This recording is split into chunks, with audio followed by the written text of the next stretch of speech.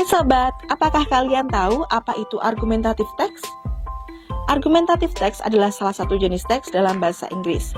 Argumentative text itu nampaknya hampir mirip dengan persuasive text atau exposition text. Namun sebenarnya tujuan dan karakteristiknya berbeda-beda loh. Agar kalian lebih memahaminya dan tidak tertukar, ayo pahami penjelasannya di dalam video berikut ini. Dalam exposition text, penulis bisa menuangkan suatu informasi dari sebuah topik tanpa harus mempengaruhi pembaca. Nah, yang cukup mirip adalah argumentative text dan persuasive text. Namun, yang membedakan keduanya adalah pendekatan dan segi bahasa. Dalam argumentative text, penulis mendukung argumen dengan logika dan bukti, dan fokus pada rational persuasion. Sementara itu, persuasive text mengandalkan bahasa emosional dan motivasi untuk mempengaruhi pembaca. Tulisan di dalamnya akan membujuk pembaca secara emosional melalui retorika, cerita, atau imajinasi.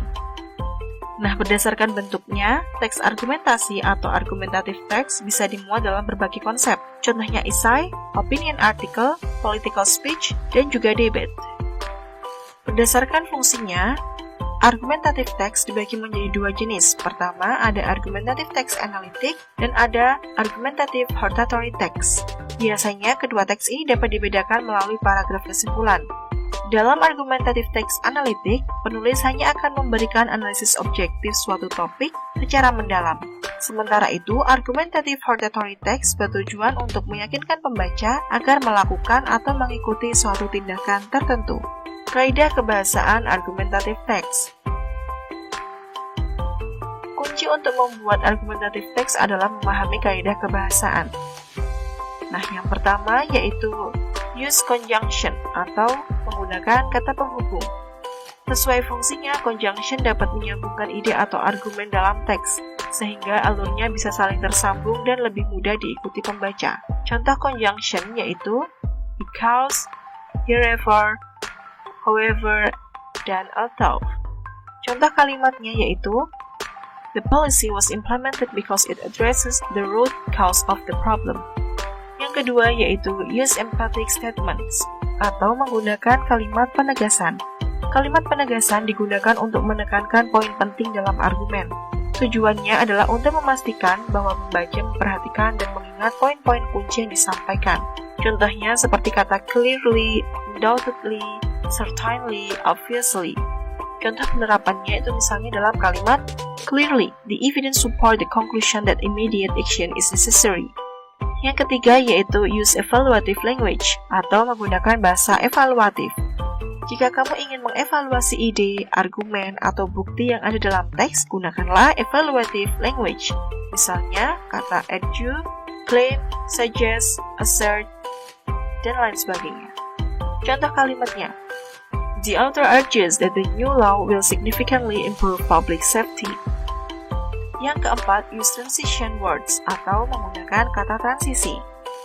Selain konjungsi, sebuah teks bisa menjadi kohesif dan koheren dengan adanya transition words. Kata transisi berfungsi untuk menghubungkan paragraf atau kalimat, supaya pembaca dapat mengikuti perubahan ide atau argumen dengan mudah. Contoh katanya yaitu firstly, in addition, on the other hand, dan furthermore. Contoh kalimatnya yaitu firstly, we must consider the economic impact of the decision. Yang kelima, use persuasive language atau menggunakan gaya bahasa persuasif. Supaya pembaca yakin dan setuju dengan argumen penulis, kamu perlu menyusun tulisan gaya bahasa persuasif.